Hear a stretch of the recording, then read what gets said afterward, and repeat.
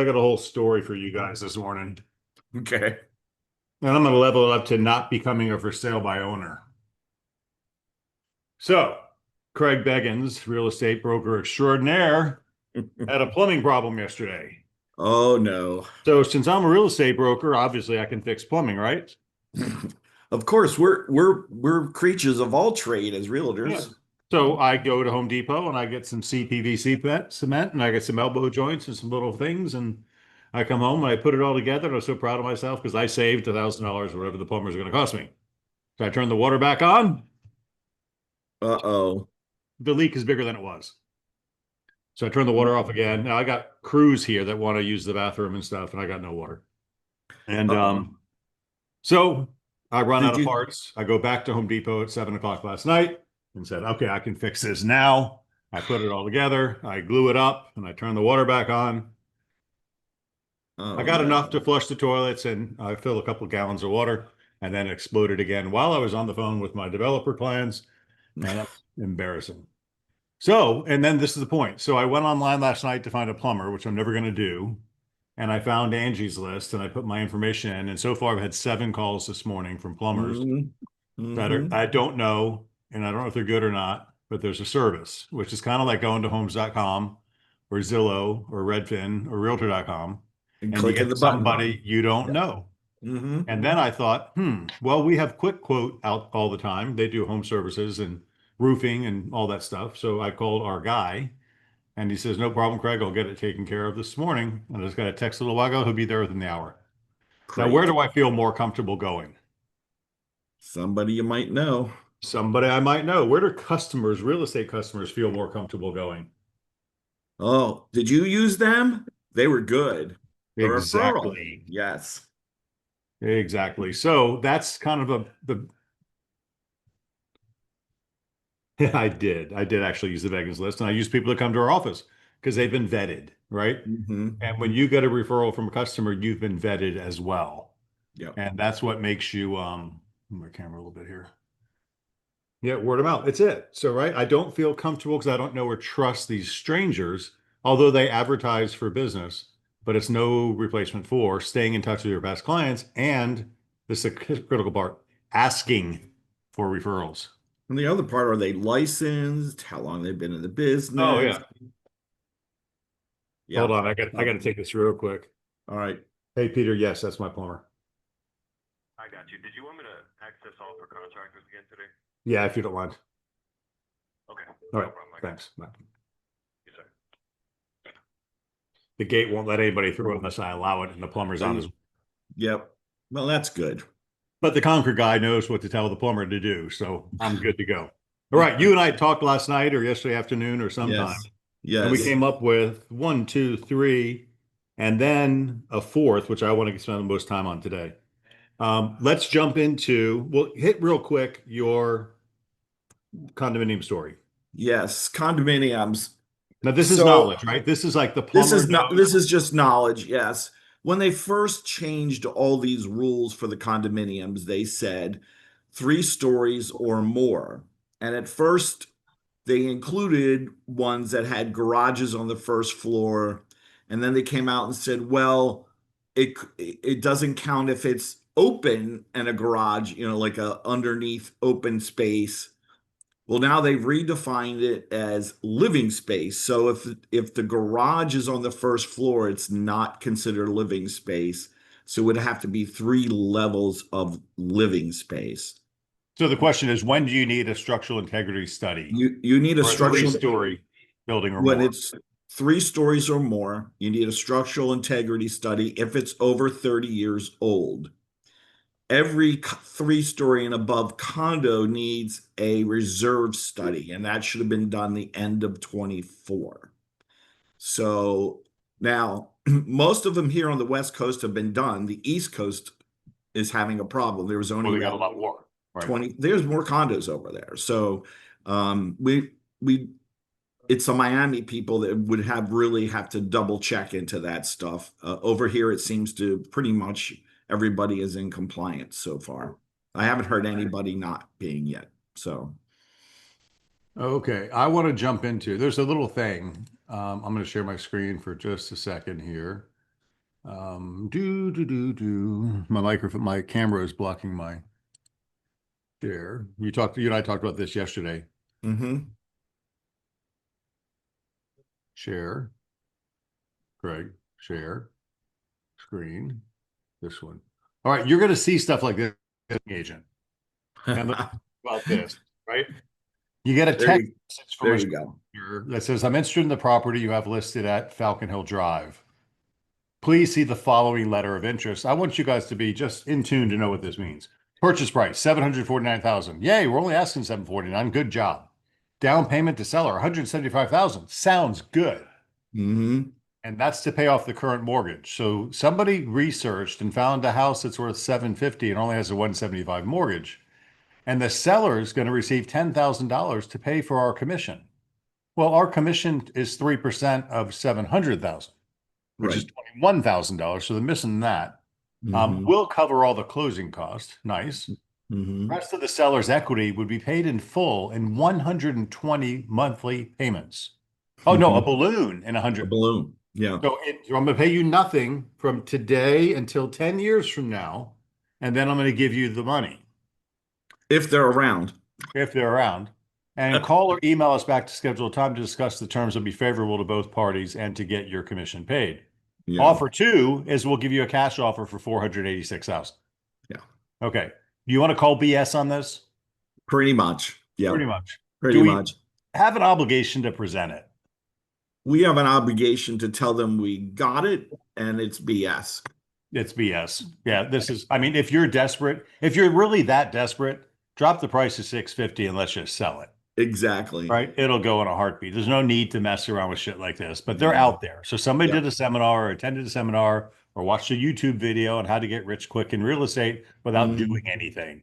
And Right. and just don't fall for those gimmicks. And you really don't need to copy me on them because I know they're out there. And the Yeah. answer is no. Yeah. So enough of that. You sent me an article this morning that I did not get a chance to read. You want to summarize it, or do you want me to tell you about my? Well, I was just reiterating what you have been talking about, where because people are locked in, sellers are locked into a low rate, 3%. They're putting their houses on the market and they're not selling and they're delisting. And the whole article was on delisting, and I went, "Oh, I'll send this to Craig. He Yeah. should write an article." So Because it's a anyway. problem. Jimmy sent me a note, said, "Hey, for the Wizard article, what would you like to talk about?" And I wrote a paragraph on delisting. And it's Mhm. not so much, I want us to be super strong when we go in on a listing presentation. And part of that is qualifying our seller to make sure they're motivated. And what is a motivated seller? They have to move, Right. they have a time frame to be there, and they're qualified to buy another home. Mm-hmm. So if they don't meet those criteria, like I'm not sure where we're going yet, their motivation goes down. Yeah. And the challenge I feel, and I feel it for you. A showcase token costs money. Your Mm-hmm. photographies, I mean, some of this photography is up to $700 a house. Yeah. That's $1,000. Your board maintenance, your time, our time. Mm-hmm. Your Amanda your said, time. I just got fired from a listing because they won't listen. And she Yeah. said something else that we went away. They won't listen. And I won't lie to them. Yes, it's not worth your time, but I'd rather you figure this out early than after you've invested in it. Because I'm going to say it again. A listing is an interest-free loan that only gets repaid when you sell the property. Yeah. So a lot of you are lending money to people that are never going to pay you back No. when you take a listing that's not saleable. And there comes a point when the seller is no longer really a seller, right? I mean, it's if they're not paying attention to the market and willing to adjust to what the market is telling you, then they're no longer a seller. They're just going to sit there, and it's really going to be a waste of your time. Yep. And so we're going to talk about negotiation points today. And a lot of that, everything is negotiation, right? I'm helping an agent right now, and it's a sad situation. And the seller's really smart, too smart. So they decided, we showed them that their house is worth $300,000. Okay. Yep. They decided that they did a better job renovating it. So it's better than all the comps around it. And they Mhm. did do a better job renovating it. Yeah. But we're not just comparing that house. We're comparing it to other homes. Hmm.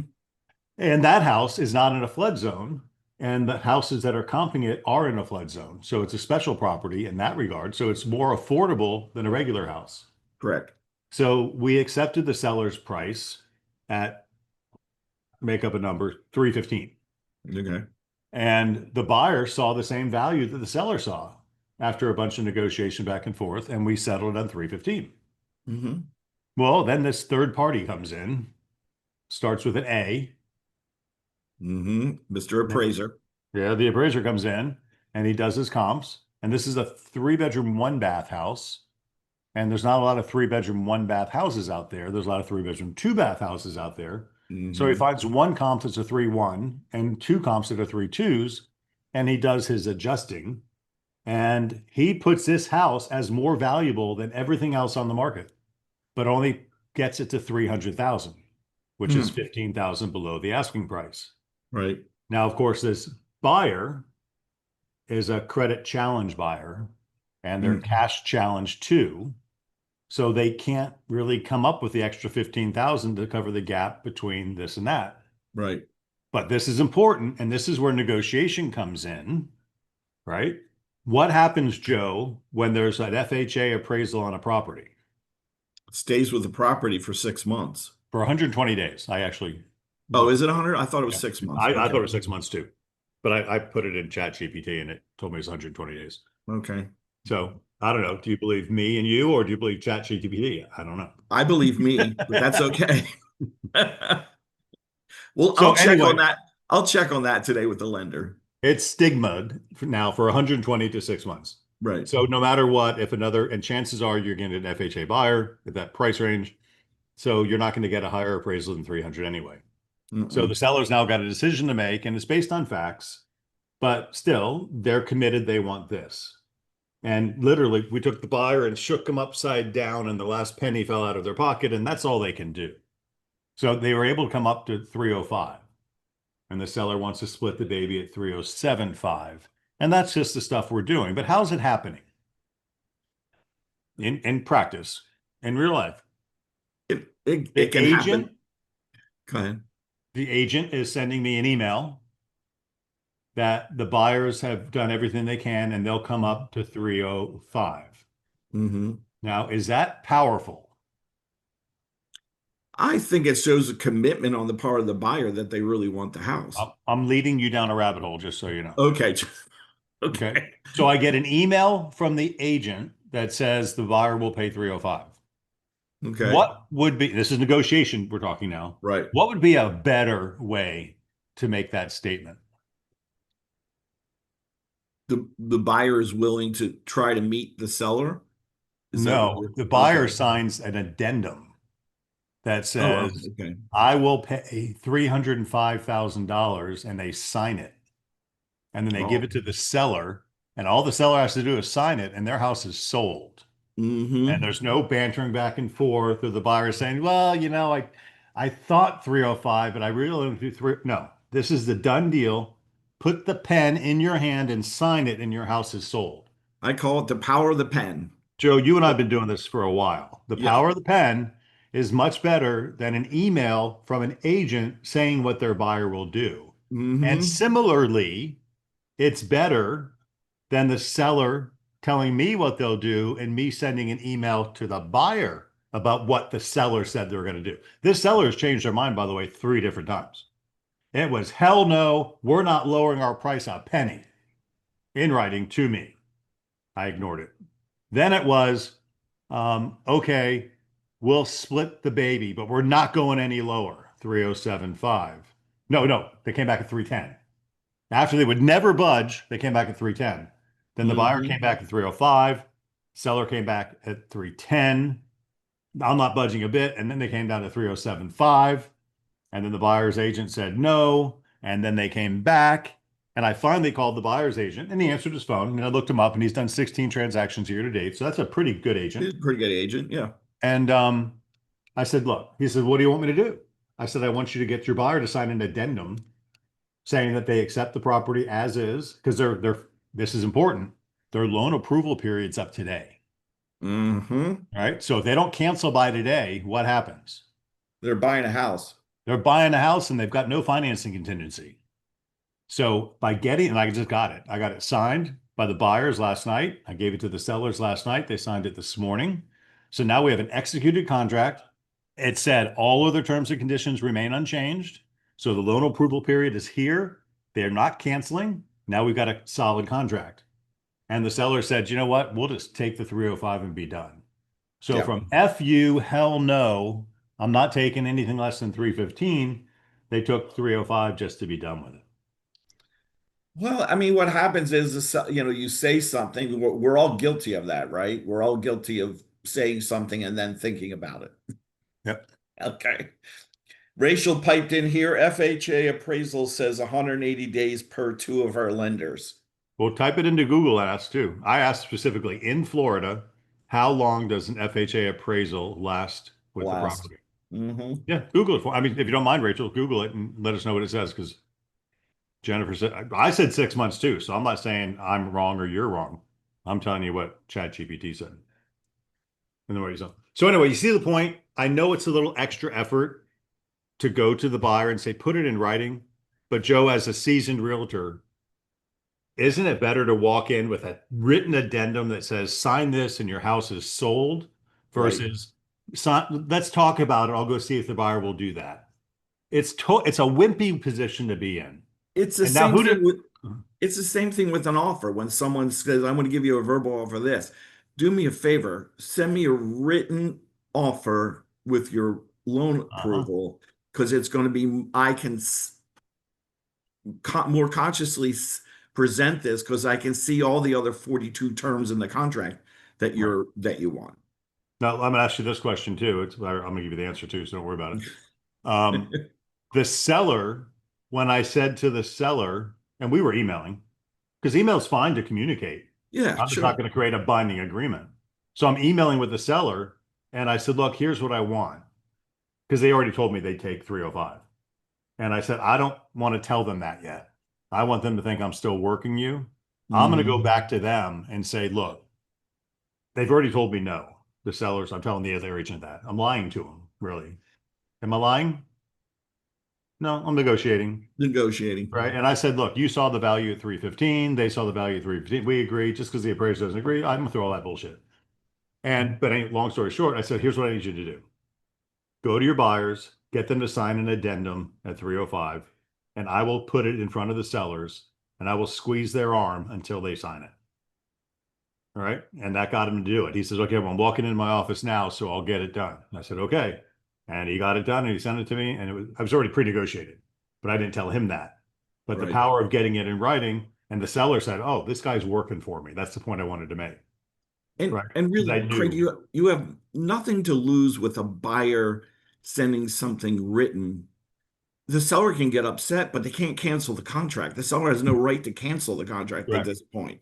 So, you're just as a buyer testing it, but you're making a much stronger presentation as like, I'm agreeing 305, here it is in writing, sign it, and we can move on and finish packing.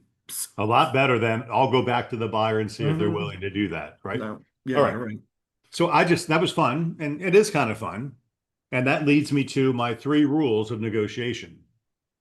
And you won't remember these from 2 weeks ago, but rule number 1 is don't be attached to the outcome. Mm-hmm.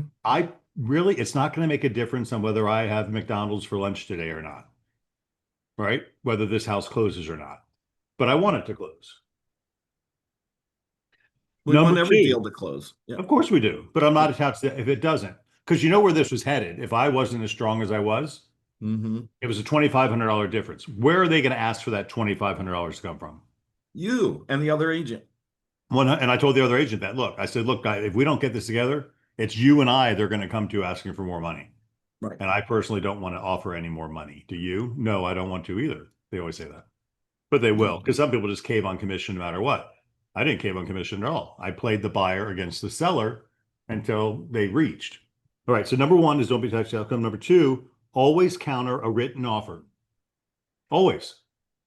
and that goes beyond this. When you're making a counteroffer, put it in writing. Make Mhm. it easy for the seller to sign or make it easy for the buyer to sign and make it binding. So you're a buyer's agent, I'm the listing agent. My seller counters your offer at whatever we counter at. We do it in writing and we send it to you. If Right. your buyer signs that, they own the house. If your buyer doesn't sign it, it's back on the market. So they're going to make a counter offer and you're going to submit that in writing to me. And I'm going to go to my seller and I'm going to shake them and say, sign this and your house is sold. If you don't sign it, it goes back on the market and it's a game, right? But because But rule what number one applies, we're not attached to the outcome, Mhm. it works better. And what helped you was that loan approval was today. Yes. And And they I knew it. they were up against, the buyers were up against a timeline that they had to perform to. And in previous discussions, I explained to the seller what a loan approval period was. Mm-hmm. Remember when I put that into ChatGPT and I asked it to define it for a second grader? Mm-hmm. And it said, once you don't cancel, you give up your financing and you're going to buy the house. It's pretty simple. Even the second grader understood it. Right. And then rule number 3 is don't be afraid to submit an offer at market value, even if the seller is overpriced. Right. I've got a project we're doing over here and it's been on the market for a while and it's overpriced. I mean, you can't argue. This happened at the top agent event on Wednesday. I was talking to a couple of agents. I said, I've got this listing, Craig. It's not overpriced, but it's been on the market for 4 months and it's not selling. Well, that is by definition, it's overpriced because we're not under marketing. We're just not. It's automatic. So it's not under marketed. It's been on the market 4 months, so it's not selling. It's overpriced.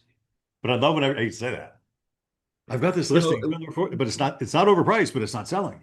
we forgot that we had several years of double-digit appreciation, which is unusual. And this is just now the market correcting a little bit. Yeah. And we're still up a lot. You know, it's like if Bitcoin falls a I little mean, bit, if it you doesn't bought really in matter. 15 or 16 or 12, you got plenty of equity in your home. Oh, yeah. So, yeah. Okay, so let's talk about some real life scenarios real quick. Mhm. Just a couple of them. Sure. Um, okay, you be the listing agent. I'm just Okay. going to throw a challenge at you. I'm the seller. And I said, Joe, I read about this settlement and I don't want to offer buyer agent compensation. So let's talk about this. How would you handle that? And there's no right or wrong way. There's just different perspectives. Right. Mr. Seller, you're absolutely right. The new guidelines for us from the federal government is that the buyer pays their agent and you pay your agent. Good words. I love those words. Okay, that is correct. However, in this market we're in now, we have in the nationally 500,000 more listings than we have buyers. Ooh, So, in order to make your house more enticing to an agent to show, it is best to be able to contribute to his compensation, and that will help you market your house. right. That's a good answer. I like this one better. Look, most buyers today are having a hard time coming up with a down payment and closing cost. And if Mm-hmm. we add buyer commission to it, they just simply can't afford your house. Right. So what's going to happen, because I've been doing this for a while, is the buyer's agent is going to write an offer and they're going to request that you pay their buyer agent a commission. So that's going to be a part of the offer most likely. So you don't have to offer compensation. And I support you with that because maybe it won't happen, but be prepared to offer compensation. And this is where I think you guys are missing it because I haven't seen it happen a lot. Joe, if I'm asking 305, let's get a little happier. I'm asking Right. 500, Right. right? And I'm offering no compensation and you come in at 500 and you want compensation. I'm going to counter. How much compensation do you want, Joe? 2%? I want 3%. 3%, that's 15,000. Okay. I'll accept 515 and I'll pay you 3%. Right. Because in my price that I demonstrated to you, Mm-hmm. I said I want 500,000 and that did not include a commission to your agent. Yeah. Now, conversely, on the project I'm working on, I don't want agents to work that hard. So I have the seller promising to pay me 2.5% for the selling broker. So I've got buyer broker paying selling broker 2.5%. So now all I have to do, if the agent's any good on the other side, is send them a compensation agreement and their commission's covered. Right. They don't need FF. They don't need GG. They don't need any of that shit because it's the broker who's offering the compensation because Right. the seller has an agreement. The broker has an agreement with the seller that they're going to pay me to pay them. It's Right. a really simple way, but we have to get good at talking this through because I don't care if you offer compensation or not. And I like to use the words that the buyer is going to ask you to contribute to the compensation of the broker because we really don't know on the other end how much the buyer has agreed. They might agree to pay 3 and they want to ask for 1.5, right? Yep. To contribute to the compensation. Yep. It So sounds that's something you guys are going to come across this. Sellers are going to say, and they're not wrong. They're just negligence, not the word. They're just not educated mm-hmm, on how the market works. And that's our job, right? Empower, educate, encourage is for our consumers as well as for right, our agents. right. So, And and what you said is absolutely right. Most buyers don't have the cash to pay me, pay their no, closing costs, and pay you. no. And maybe they can't even afford your house because interest rates are substantially higher. Hey, what happened yesterday? Did the Fed rate lower? The Fed rate lowered, but the long-term rate went up a little It bit. did. The rates went up like 100 bips And that happens a lot. It happened the last time too. It's because they lowered in advance of the announcement because they knew the announcement was coming. right. And then the stock market is doing really well, so that pushes the bond market. Mhm. So fun stuff. Mm-hmm. Okay. All right. That's one. Let's get to another one. All right. Number two. This is a little on the opposite side. How do you handle it when the buyer won't agree to your BBA amount? Hmm. So you're at an open house, you're with the buyer, and we're going to talk about this one before we're done too, but we're going to go a little bit over. Okay. You're at an open house, you meet the buyer, they don't like that house, you building relationships. They say, yeah, Joe, we would like to work with you to show us other homes. And you're going to roll out, say, well, there's been some changes in the way we do business. Before I'm allowed to Mhm. represent you and showing you houses, I have to have a compensation agreement with you. Correct. I charge 3%. You play the video, you go through all those things. And the buyer says, no, no, no, no, I'm not going to pay a 3% commission to you, Joe. Right. Is that It, happening? Has it it happened? it does happen out there. It Mhm. does happen. And what your bounce back is in this market that we're in now, sellers are contributing to the buyer compensation to Mhm. entice people to come and buy their house because of the amount of inventory we have on the market. So our first choice will be to ask for a contribution from the seller for my commission. And at that point, if they don't want to, then we can either walk away and find another house that is willing to do that. And by the Which way, that's the guys, this is decision. no different than asking for closing cost help in a regular offer, right? I need 3% closing cost house. And the seller comes back and goes, I'll give you 1.5. I'm not giving you 3. All right. But it is a negotiation. Kimberly brought up a good. No, we should not be saying represent you. I can't work with you. I can't show you houses, Right. right? Because we are a Right. transaction broker, unless you want to offer single agency, which I'm not Right. afraid of. If you offer single agency, then you damn well better get 3%, and you can Mm-hmm. say, I'll represent you. Right. But understand you can't show them any of our listings, and that's a whole nother class for another Right. day. Right. All right. So when a buyer says that, I wrote in my notes, refer to rule number one, which is don't be attached to the outcome. Mm-hmm. Guys, I'm sorry to say it this way. How many buyers actually buy that you show? I would like to say 100%. We all know that's not true, No. right? How many committed buyers that you show buy? 100%. So if your buyer's not committed to you, are you going to be committed to them? That's what a buyer broker agreement does. It commits you to them, which you're committed to them, and you've always have been committed to them, but they haven't been committed to you.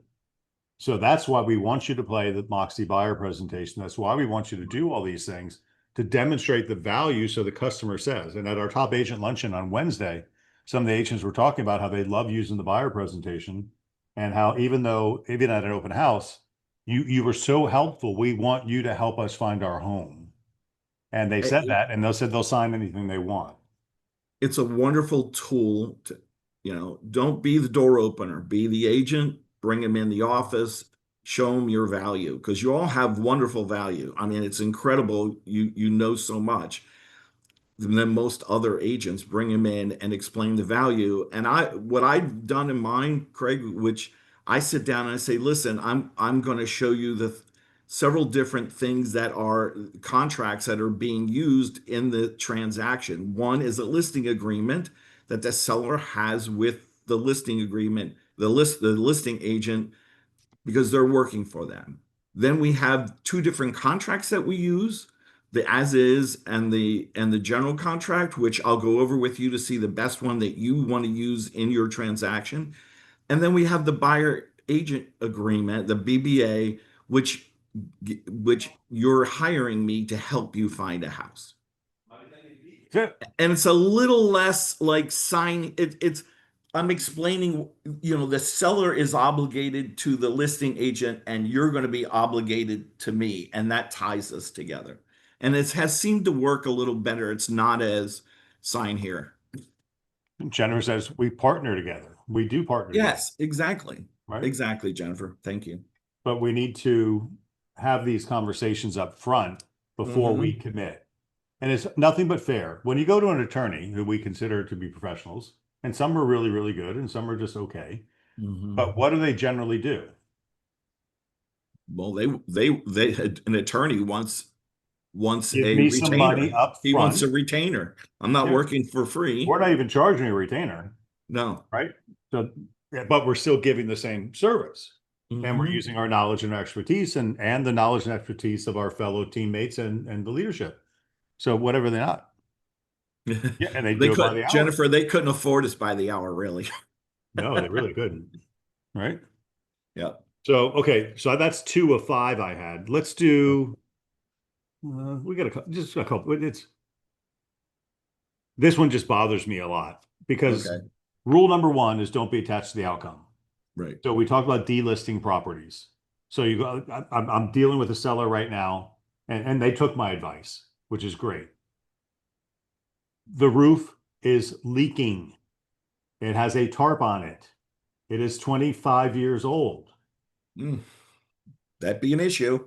Does it need a new roof, Joe? Yes, sir. They don't want to fix the roof. They want to sell it like it is. Okay. My first question, do you have the money to fix the roof? Yes, I do. Okay. Oh, and they need to sell the house and be in another house in a couple months. Okay. So when the seller says, the objection is, how do you handle when a seller wants to sell but not fix the home up? So if the roof is bad, if the plumbing has issues with water heaters, if the electricity panel is bad or other electrical issues are there, and if the AC is elderly and approaching the end of its useful life, those are things that we can't hide, right? We just can't do it.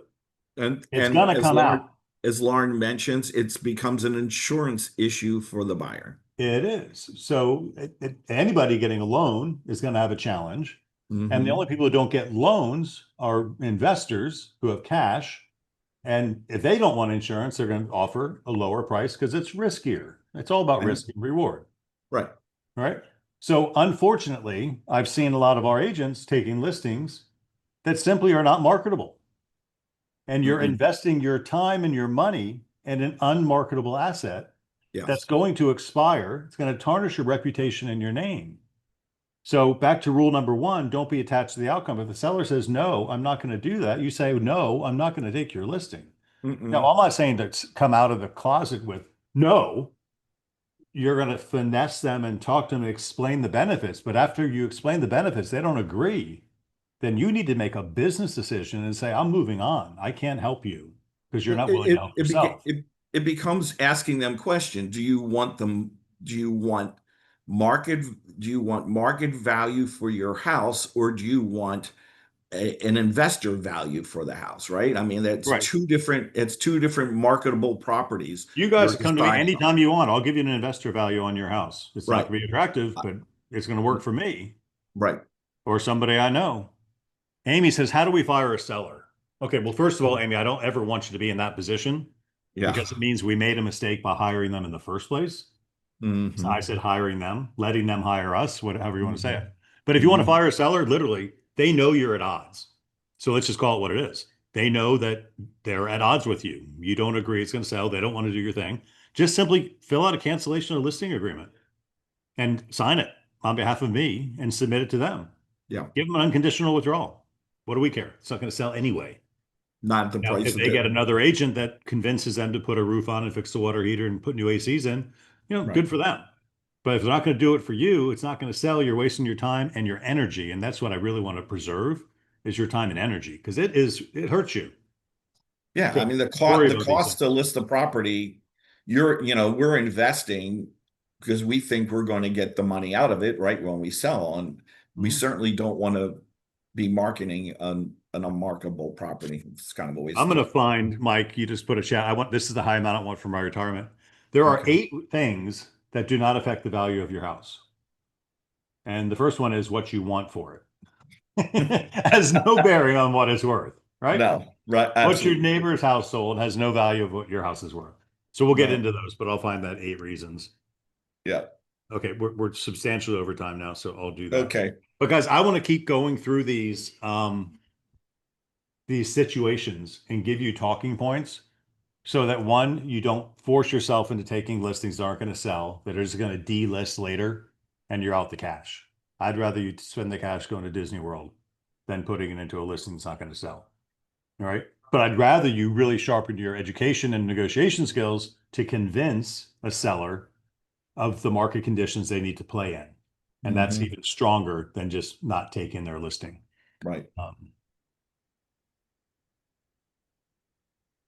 yeah. And Lauren, you're working with them for years now, and everything's original, and they're not going to do a pre-loved inspection. And it makes no sense for you to invest your time and money. And that's the point I want you to make. Most brokers aren't telling their agents this.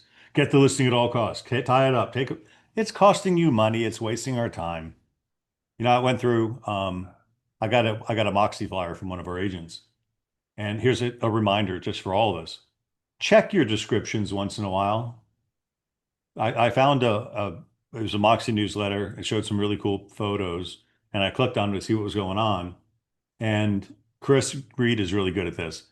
Honing in on the order of your photographs is really Hmm. important. Yeah. So if you're marketing, in this case, it was a storm destroyed house. What are we really selling with a storm destroyed house? Land. The land, right? So you're going to feature the land and the location and all the things first. Are you going to show the storm beaten elevation of the house? You No. have to, maybe you have to for I MLS mean, you're going to rules. show it, but they're the later pictures, right? Yeah, but then don't go through all the rooms that have drywall cut up 4 feet high. Nobody gives a shit about that. No. Take a picture of the view and where it's sitting and what's around and talk about the amenities. And Talk then, about what's close by, why you want to live in that neighborhood. and the one in particular, the description I read said this house is such and such and such, but the pictures of a vacant lot because the house was there and they knocked it down. Because the seller didn't knock it down, but the city got after them and said, "Hey, you got to knock this thing down, or we're going to start charging you $100 a day." Hmm. So they knocked down the house, but we didn't change the description, and the description still talks about the house for sale, and there is no house. So, every action has a reaction, and we have to pay attention to what we're doing. So sometimes Right. let's slow down, take an easier step. Yeah. Um, Slow and steady wins the race. Yeah. So don't help. I gotta be careful because sometimes I say things and I'm really not a mean guy. I'm not just saying turn them down and say no. I'm saying say not yet. You're not ready yet. Yeah. When you are ready to do it the way I'm recommending, then I'll help you. But I'm not just going to help you because you want to do it your way when your way is not going to work and I'm the expert in this area and you're not. I can't get your house appraised. Most buyers need appraisals and need insurance, and your house isn't going to get either one of those. So you're in trouble, and I need to help you. So if you want an investor offer, I'll get you an investor offer. If you want to get market value, you have to do these things. Yeah. Or go to one of our trusted vendors. Most people Yes, don't Jess, the understand. first 5 photos are the most important. Prioritize your features and benefits in those first 5, and then put the other 100. I don't even want to see 100 listings personally, but Yeah.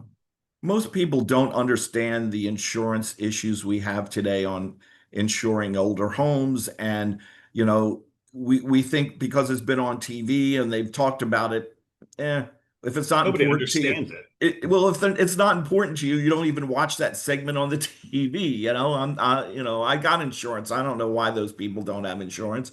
Right. So we have to educate, and Yeah. we're always educating our clients. So. Cool. All right, Mr. Diener, have a wonderful Halloween. Enjoy your Yes. costuming tonight. Yeah, well, I'm costuming right now, man. You know, I'm Oh, look at you, your Star Trek I'm uniform all on. ready. Yes, I'm all ready. So I they're meant gonna to pull a beam. I'm gonna Halloween shirt get on beamed. today. I'm gonna get beamed to the office right now. So Beam me up, Scotty. Happy Friday, everybody. Thank you very happy much. Friday, everybody. Happy Halloween. Okay.